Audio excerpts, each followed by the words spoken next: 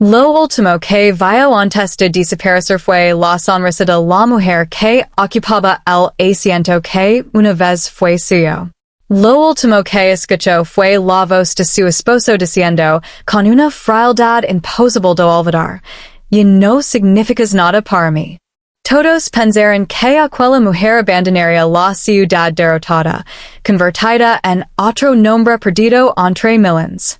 Nadie imaginó que, años después, regresaría convertida en la empresaria más poderosa del continente, la única persona capaz de hacer temblar a gobiernos, derribar imperios financieros y provocar silencio con una sola mirada. Pero su regreso no tenía como objetivo la venganza, al menos, eso era lo que todos creen. Porque detrás de su fortuna existía un secreto tan oscuro que cambiaría para siempre el destino de quienes la traicionaron. Aquella noche, la lluvia golpeaba las ventanas de la enorme mansión de los Valverde mientras Elena permanecía inmóvil frente a la escalera principal. En el salón resonaban risas, copas chocando, y música elegante.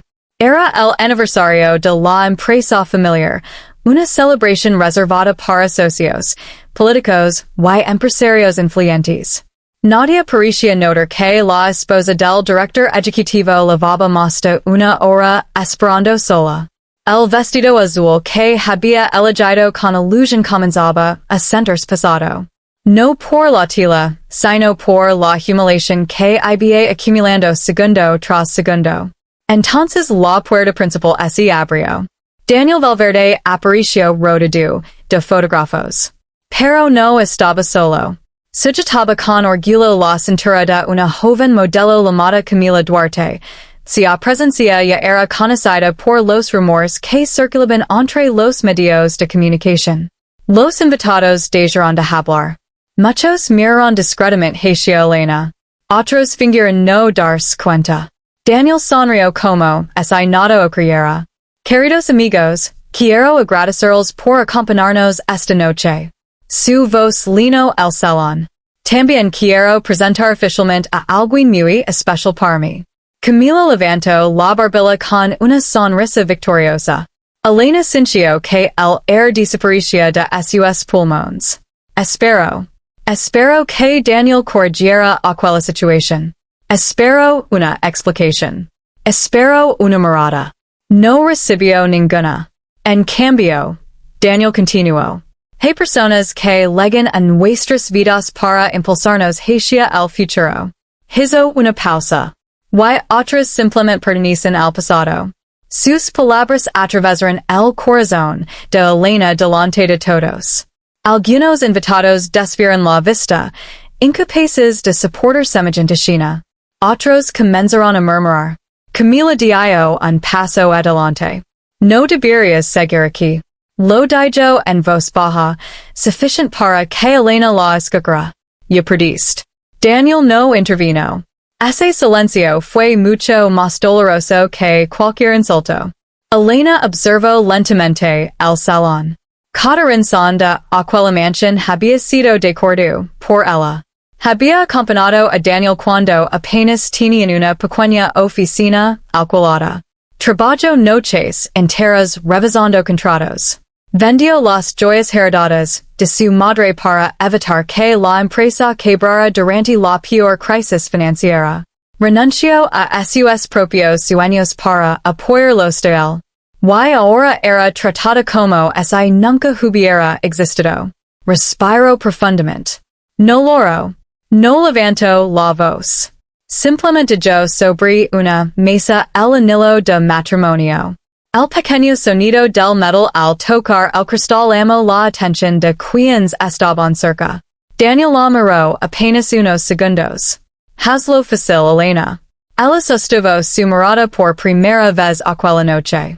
No encontró culpa. No encontró tristeza. Solo indiferencia. Aquella indiferencia destruyó los últimos restos del amor que todavía conservaba. Sin pronunciar una sola palabra, camino hacia la salida. Detrás de ella quedaron las luces, la música y las falsas sonrisas. Frente a ella solo existía una carretera oscura. Cuando la puerta es cero, comenzó una nueva vida. Durante semanas nadie volvió a saber de Elena. Los periódicos hablaron del escandaloso divorcio. Las revistas dedicaron portadas completas al nuevo romance de Daniel y Camila. Los programas de televisión aseguraban que Elena había abandonado el país completamente arruinada. Algunos incluso afirmaban que había ingresado en una clínica por depresión. Ninguna historia era cierta.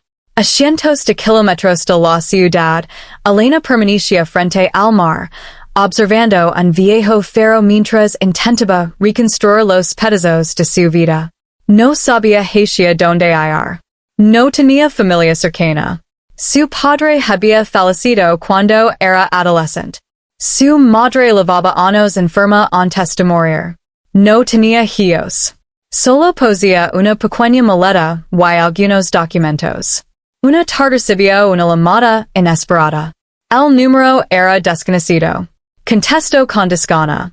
¿Señora Elena Álvarez? Sí. Mi nombre es Arturo Salcedo. Soy abogado internacional. Levo meses buscándola. Ella frunció el seno. Debe tratarse en error. No. Usted es exactamente la persona que necesito encontrar. Arturo guardó silencio unos segundos. Su abuelo acaba de fallecer. Elena sintió un escalofrío. Mi abuelo murió cuando yo era una niña. Eso fue lo que su familia creó. El abogado respiró lentamente.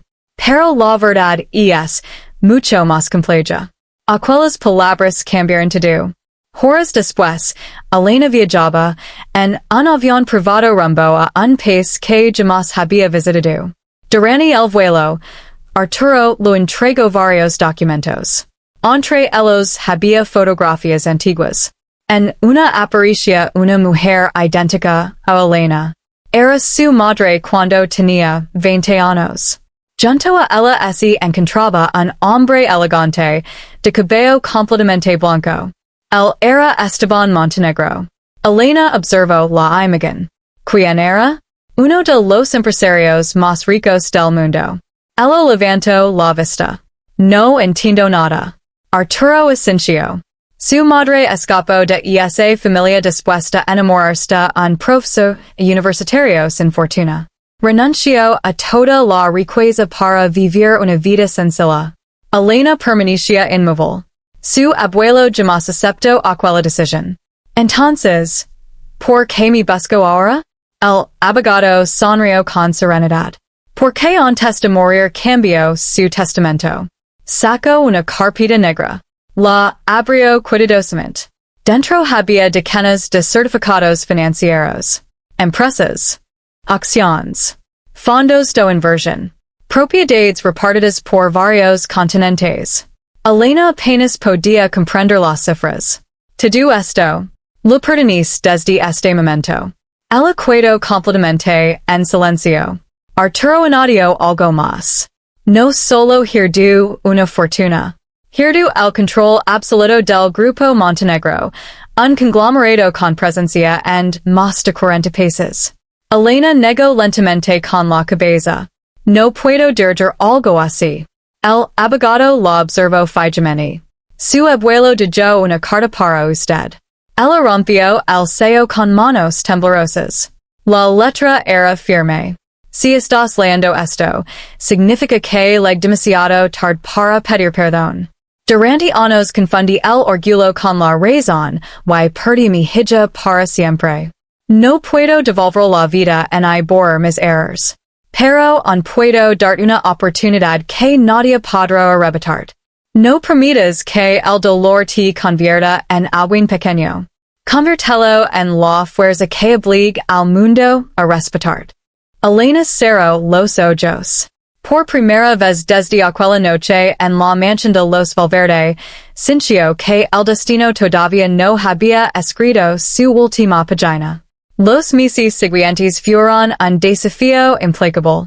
Mientras muchos miembros del Consejo asumían que aquella mujer desconocida sería una heredera decorativa, Elena aceptó cada reunión, estudió cada balance financiero y pasó incontables noches analizando contratos, estrategias y mercados internacionales. Pronto descubrió que el verdadero poder no pertenecía a quien levantaba la voz, sino a quien comprendía el momento exacto para mover una sola pieza del tablero. Uno tras otro, los ejecutivos que intentaron manipularla comenzaron a cometer errores que ella había previsto con semanas de anticipación. Sin hacer escándalo, reemplazó directivos, cerró negocios ruinosos y adquirió empresas que todos consideraban insignificantes. Nadie entendía que aquellas compras aparentemente pequeñas escondían un plan mucho más grande, uno que, cuando estuviera completo, haría que incluso los magnates más influyentes pronunciaran su nombre con cautela. Mientras tanto, en la ciudad que había abandonado sin mirar atrás, Daniel Valverde seguía convencido de que Elena era solo un recuerdo borrado por el tiempo, completamente ajeno a que la mujer a la que había despreciado estaba construyendo un imperio cuyo alcance pronto comenzaría a extenderse, silencioso y imparable. Hacia el mismo mundo que un día la expulsó, el primer gran movimiento de Elena ocurrió casi 2 años después de haber heredado el grupo Montenegro. Nadie lo vio venir. Mientras los medios económicos analizaban las adquisiciones más llamativas de las grandes corporaciones, una empresa aparentemente secundaria comenzó a comprar discretamente acciones de compañías dedicadas al transporte marítimo, inteligencia artificial, energías renovables y logística internacional. Ninguna de aquellas compras llevaba el nombre de Montenegro. Todo estaba diseñado para permanecer invisible. Los periodistas llamaron a aquella organización el inversor fantasma. Los analistas intentaban descubrir quién dirigía aquella red empresarial. Jamás encontraban una respuesta. Elena observaba cada noticia desde la terraza de su oficina ubicada en el piso 110 de la Torre Aurora, el edificio más alto propiedad del grupo. Todavía creen que buscan a una empresa, comentó mientras cerraba una carpeta. Arturo sonrió. Y en realidad buscan a una mujer. Ella negó, lentamente. No. Buscan poder. Mi nombre llegará después. Su asistente entró con una tableta electrónica. Señora Montenegro, acabamos de recibir el informe sobre Valverde Corporation. Elena tomó el dispositivo. Durante unos segundos permaneció completamente inmóvil. Era la primera vez que veía información financiera de la empresa que había ayudado a construir junto a Daniel. Las cifras hablaban por sí solas. Los ingresos seguían siendo altos. Pero la deuda había crecido peligrosamente. Varios proyectos internacionales acumulaban retrasos. Algunos inversionistas comenzaban a retirar su confianza. Camila aparecía constantemente en revistas de lujo, viajes, fiestas, joyas, automóviles exclusivos. Todo aquello financiado por una empresa cuya estabilidad empezaba a resquebrajarse. Arturo observó el informe. Está perdiendo liquidez. Elena respondió con absoluta serenidad. No por falta de dinero. Entonces, por exceso de orgullo. Arturo entendió inmediatamente. Daniel seguía rechazando cualquier alianza que implicara compartir protagonismo. Aquella necesidad de demostrar que podía hacerlo todo solo comenzaba a convertirse en su mayor enemigo. Mientras tanto, Elena continuó expandiendo su imperio. Adquirió puertos estratégicos. Construyó centros tecnológicos. Firmó acuerdos con gobiernos extranjeros. Invirtió en investigación médica. Creó una fundación para financiar universidades en comunidades olvidadas. Pero jamás permitió que su imagen apareciera públicamente. Solo existen fotografías borrosas tomadas desde lejos. En Internet comenzaron a circular teorías. Algunos aseguraban que la nueva dueña del grupo Montenegro era una anciana. Otros afirmaban que se trataba de un príncipe europeo. Incluso hubo quienes aseguran que nunca existió realmente. Aquello divertía enormemente a Elena. La invisibilidad era su mayor ventaja. Una mañana, Arturo legó apresurado. Tenemos una invitación. Ella levantó la vista. ¿De quién? Del Foro Internacional de Innovación Empresarial. Elena arqueó una ceja. Lo rechazé el año pasado. Esta vez es diferente. Arturo colocó una carpeta sobre el escritorio. Asisten los 200 empresarios más influyentes del mundo. Ella permaneció en silencio. También estará Daniel Valverde. Por primera vez en mucho tiempo, Elena sintió que el pasado llamaba nuevamente a su puerta. No respondió de inmediato. Se acercó lentamente al enorme ventanal. La ciudad brillaba bajo el sol. Recordó la noche en que salió de aquella mansión con el corazón roto. Recordó las miradas de lástima. Los murmullos. La humiliación. Y no sentía dolor. Solo una calma inmensa. Aceptaremos la invitación. Arturo sonrió levemente. Sabía que diría eso. Pero con una condición. ¿Cuál? Nadie conocer mi identidad hasta el último momento. Los preparativos comenzaron inmediatamente. Diseñadores internacionales confeccionaron un vestido exclusivo. Expertos en seguridad organizaron cada desplazamiento. Los organizadores del foro recibieron instrucciones precisas. La identidad de la principal invitada permanecería completamente reservada. Solo aparecería en la ceremonia principal. Mientras tanto, Daniel atravesaba la etapa más complicada de su carrera. Su director financiero entró preocupado a la oficina. Necesitamos nuevos inversionistas.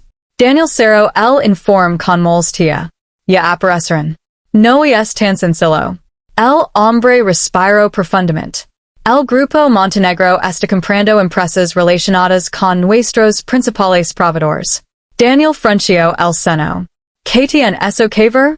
Que cada semana dependimos más de ellos. Daniel golpeó suavemente el escritorio. Habla con sus representantes. Intentemos una alianza.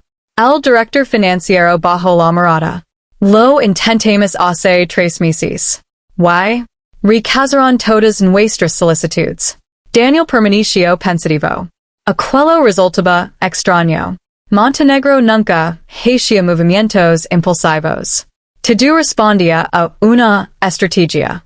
Pero nadie lograba descubrir cuál.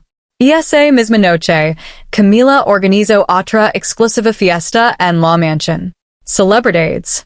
Influencers, modelos, empresarios. Las cámaras registraban cada detalle.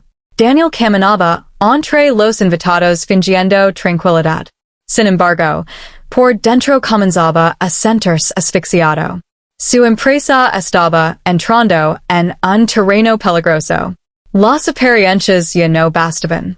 Cuando terminó la celebración, permaneció solo en el jardín. Miró hacia la piscina iluminada. Sin saber por qué, recordó Elena. Recordó las noches en que ambos trabajaban hasta el amanecer revisando documentos. Ella siempre encontraba soluciones que él no veía. Era paciente, analítica, meticulosa. Durante años creyó que aquellas cualidades eran normales. Solo cuando dejó de tenerlas a su lado comprendió cuánto dependía de ellas. Sacudió la cabeza. Era absurdo pensar en alguien que había desaparecido hacía tanto tiempo. Seguramente había reconstruido su vida lejos de Ali. O quizá nunca logró hacerlo. Jamás imaginó que, en ese mismo instante, Elena estaba formando la adquisición de una empresa tecnológica cuya plataforma controlaba buena parte de las operaciones digitales utilizadas por Valverde Corporation. No buscaba destruirlo de inmediato. Estaba rodeándolo lentamente. Como una partida de ajedrez donde el vencedor no captura al rey con violencia, sino eliminando una a una todas las casillas seguras hasta dejarlo sin posibilidad de escapar. Semanas después, el Foro Internacional anunció oficialmente la lista de assistance. Los mercados financieros reaccionaron de inmediato. Presidentes de bancos, propietarios de fondos soberanos, familias empresariales centenarias y líderes tecnológicos confirmarían su presencia. Solo un nombre permanecía oculto. En el programa aparecía una sencilla inscripción: Presidente del Grupo Montenegro. Aquella ausencia de identidad despertó una curiosidad sin precedentes. Las cadenas de noticias comenzaron a especular. Las redes sociales se inundaron de teorías. Los periodistas permitían descubrir quién era la persona que llevaba años moviendo miles de Milán sin conceder una sola entrevista. Daniel también recibió la invitación. Mientras observaba el programa del evento, algo llamó poderosamente su atención.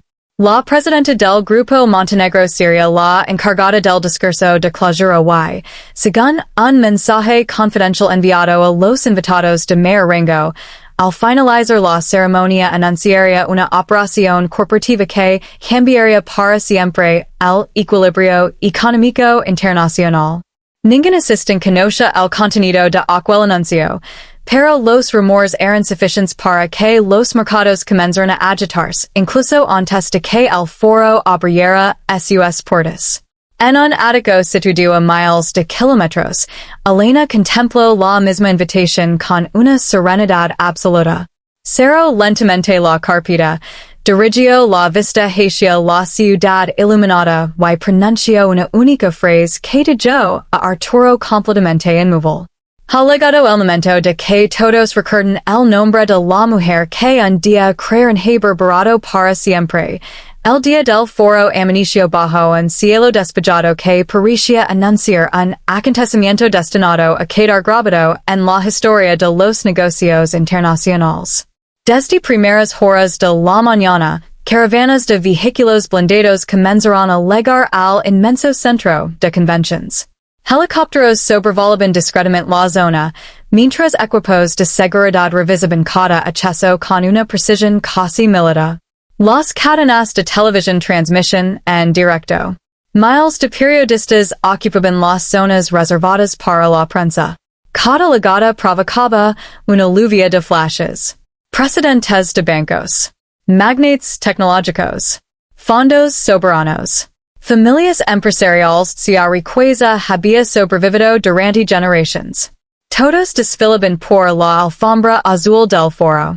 Solo había una ausencia que despertaba más curiosidad que cualquier otra presencia. La presidenta del Grupo Montenegro. Nadie sabía cómo era. Nadie conoce su edad. Ni siquiera existía una fotografía oficial. Aquello convertía su aparición en el acontecimiento más esperado del evento. Daniel Valverde descendió de su automóvil con la seguridad que aún conservaba frente a las cámaras. Vestía un impecable traje negro. Camila caminaba tomada de su brazo, luciendo un vestido cubierto de diamantes. Sonría para cada fotógrafo. Disfrutaba de la atención. Ignoraba que aquella sería probablemente la última ocasión en que todas las cámaras la buscarían con admiración. Daniel, una pregunta. Un periodista logró acercarse. ¿Y es cierto que intentó negociar con el Grupo Montenegro? Daniel respondió, sin perder la compostura. Siempre estamos abiertos a nuevas alianzas. ¿Conoce personalmente a su presidenta? Todavía no. El periodista insistió. ¿Lo preocupa el crecimiento de ese grupo? Daniel sonrió. En los negocios no existen gigantes eternos. Solo empresas que saben adaptarse. Las cámaras registran cada palabra. A varios kilómetros de allí, Elena observaba la entrevista desde la pantalla instalada en el interior de su limusina. No reaccionó.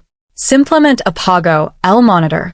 Su estilista acomodó cuidadosamente el último pliegue del vestido color marfil diseñado exclusivamente para aquella ocasión.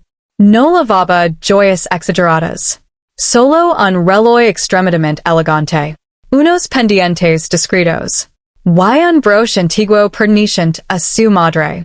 Era El único objeto que realmente tenía valor sentimental. Arturo revisó el cronograma.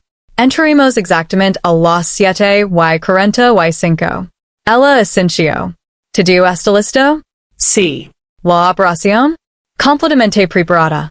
¿Y los documentos? Esperando únicamente su autorización. Elena respiró profundamente. No sentía nervios. Solo una inmensa claridad. Durante años había imaginado aquel instante. Pero no como una oportunidad para humillar, sino como el momento de demostrar que nadie podía decidir cuánto valía una persona. La limusina avanzó lentamente. Mientras tanto, dentro del salón principal comenzaba la ceremonia. El auditorio parecía un océano de trajes oscuros y vestidos de alta costura. Las conversaciones giraban alrededor del mismo tema. ¿Quién era realmente la misteriosa presidenta de Montenegro? Algunos aseguraban que la guerra escoltada por ministros. Otros hablaban de una heredera Europa. Incluso circulaba el rumor de que representaba a una familia real. Daniel escuchaba aquellas especulaciones con aparente indiferencia. Sin embargo, algo lo inquietaba.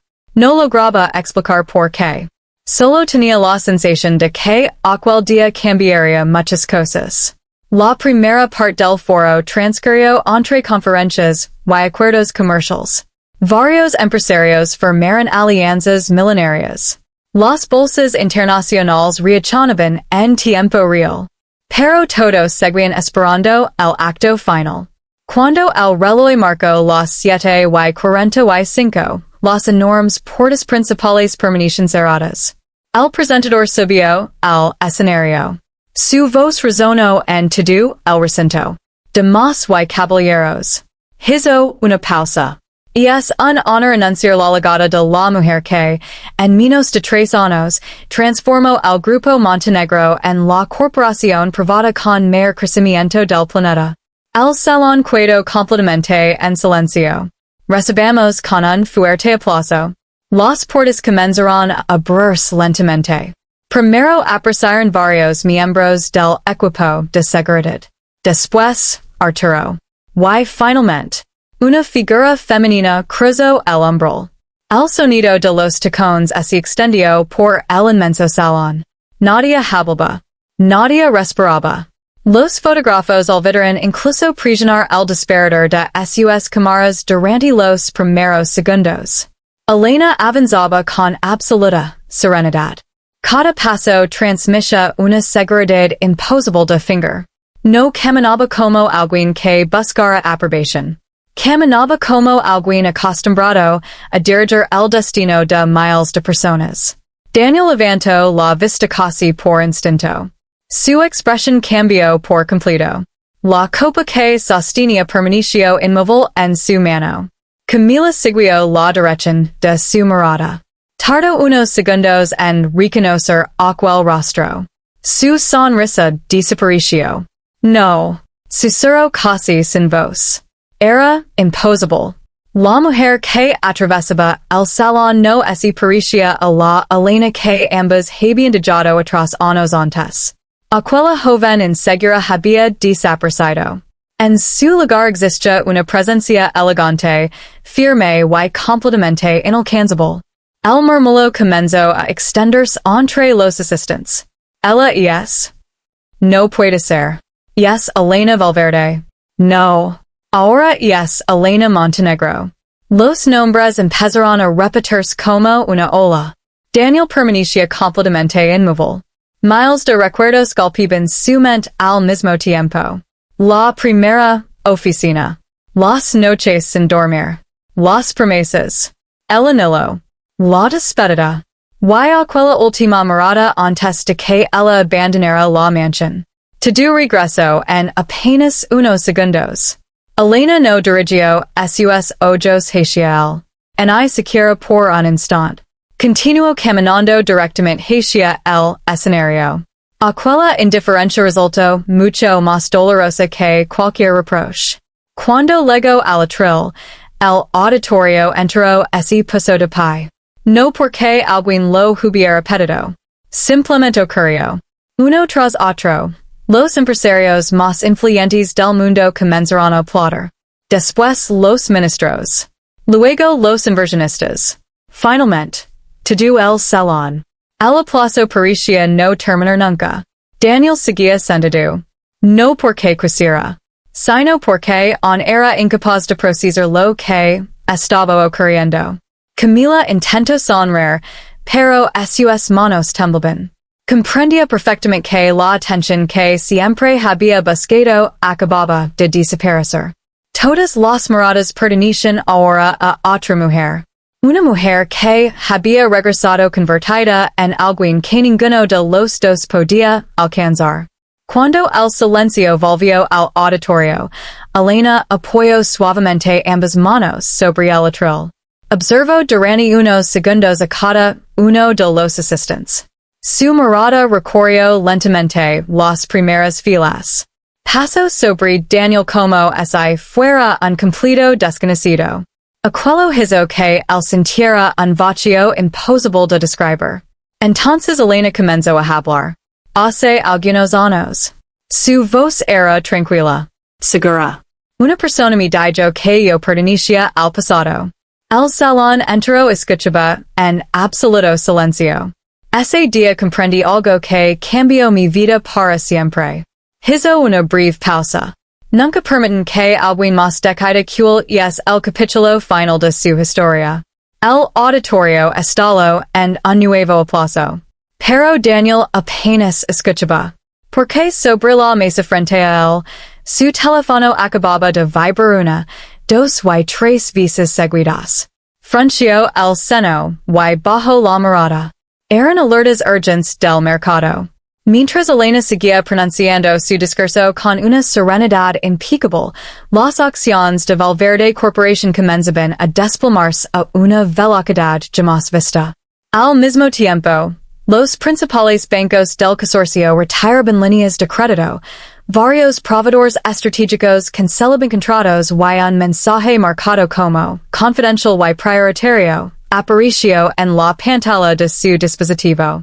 El remitente era el consejo de administración de su propia empresa, pero el contenido de las primeras líneas hizo que la sangre abandonara por completo su rostro antes de que pudiera terminar de leerlo.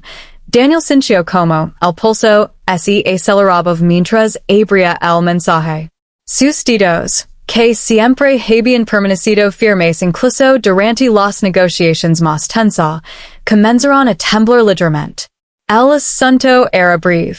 Emergencia. Require su atención inmediata. Leo la primera línea. 5 de nuestros principales inversionistas acaban de vender la totalidad de sus participaciones. Frunció el seno. Continuó leyendo.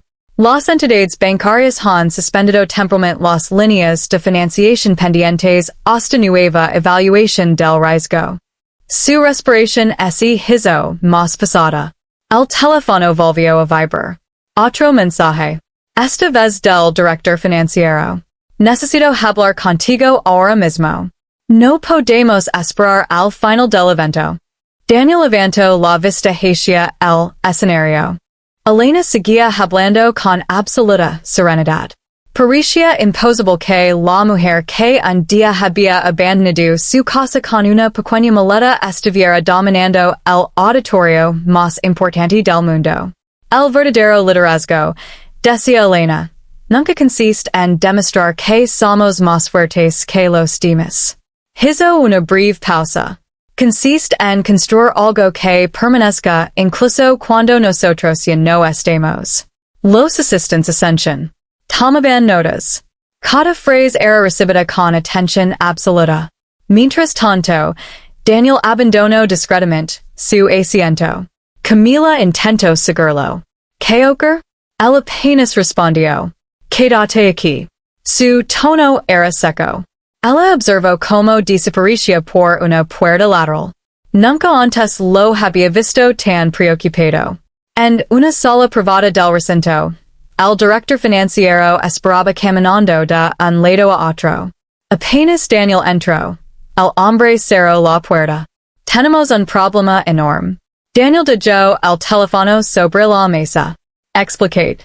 El director conecto una pantalla. Apreciaron varios gráficos. Todos descendían bruscamente. Esto comenzó hace 40 minutos. Daniel observó las cifras. Es imposible. No lo es. El hombre amplió otro documento.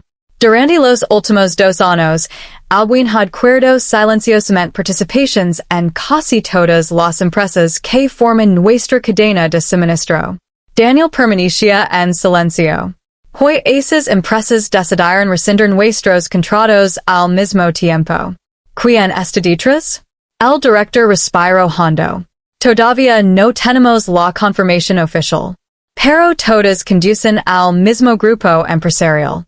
Daniel sintió un nudo en el estómago. Montenegro. El hombre bajó lentamente la cabeza. Sí.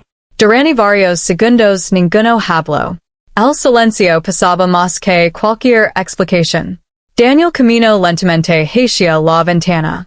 Desde allí podía verse parte de la ciudad iluminada. Recordó una conversación de años atrás. Una noche, mientras ambos trabajaban hasta la madrugada, Elena lo había dicho. Las empresas no con cuando pierden dinero.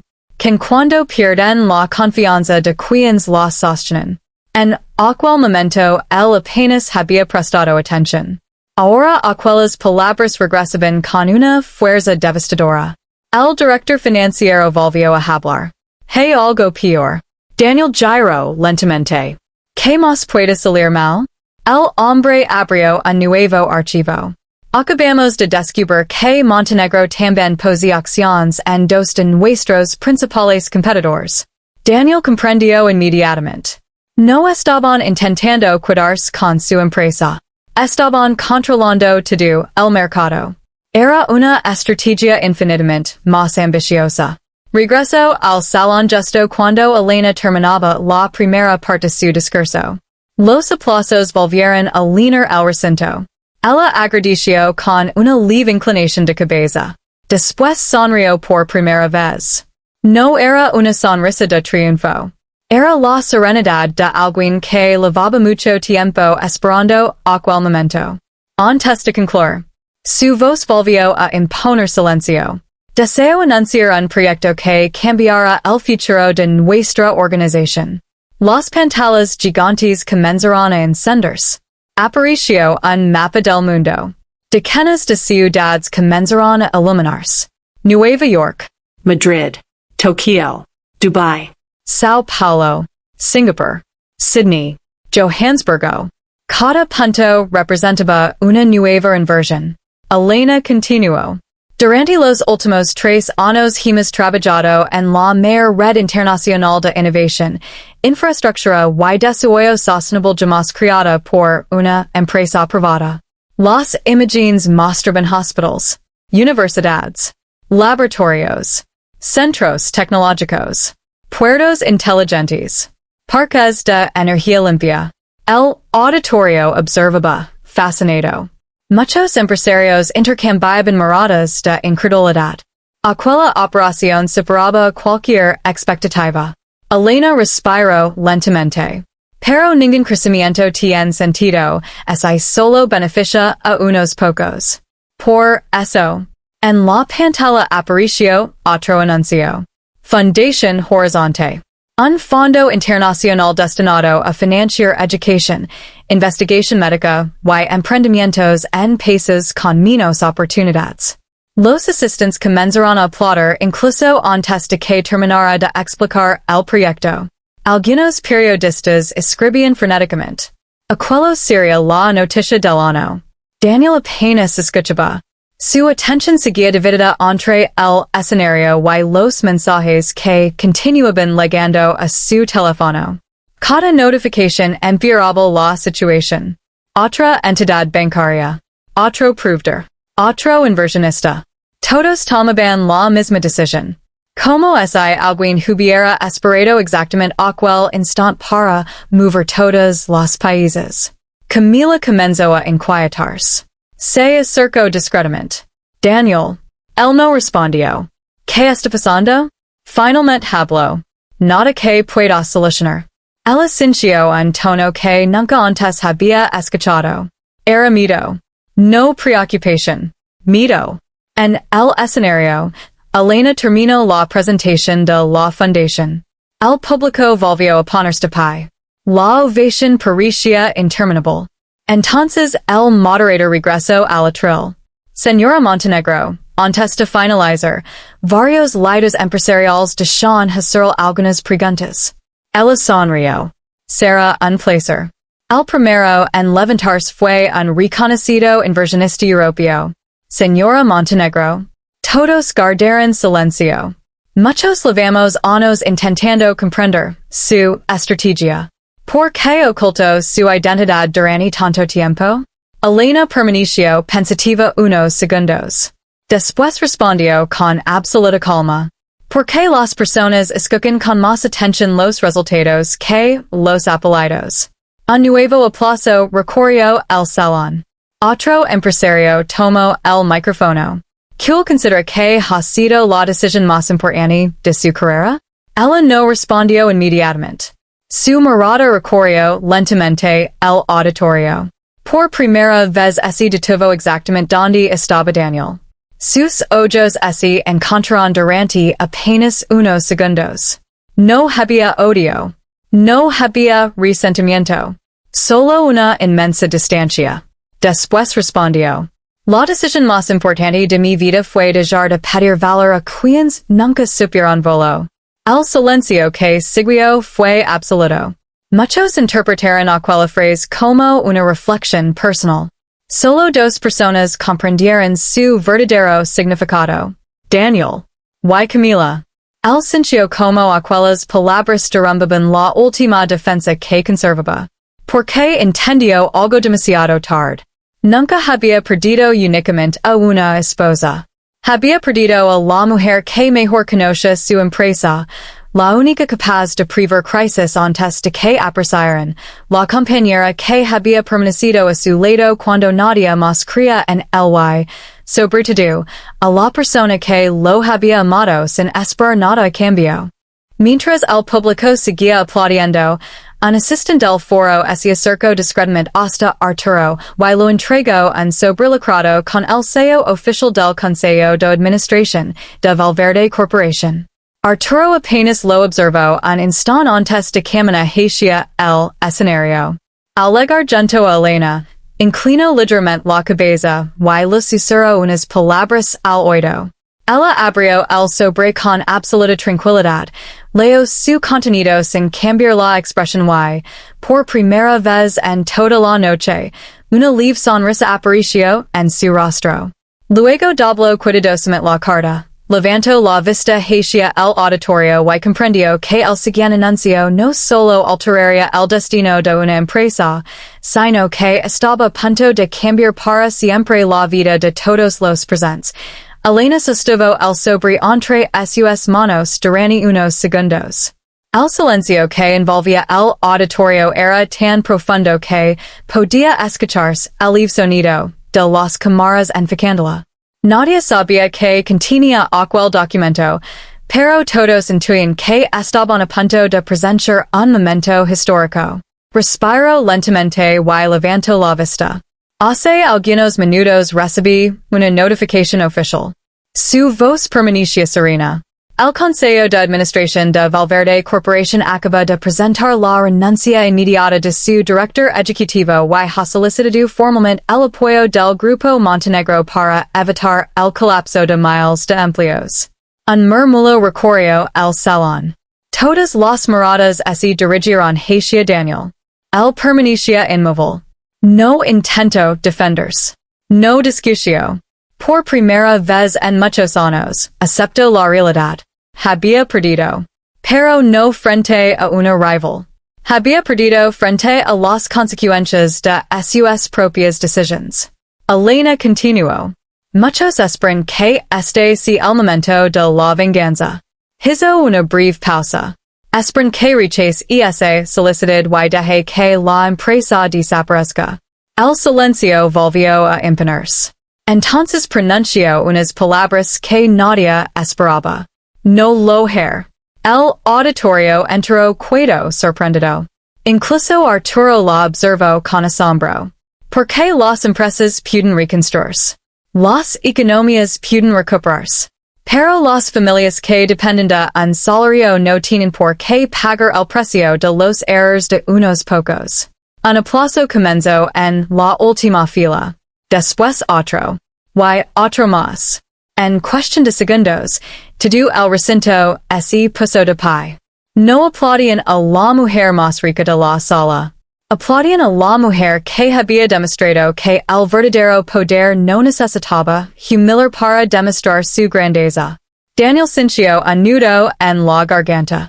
Comprendió que Elena acababa de darle una lección mucho más profunda que cualquier derrota financiera.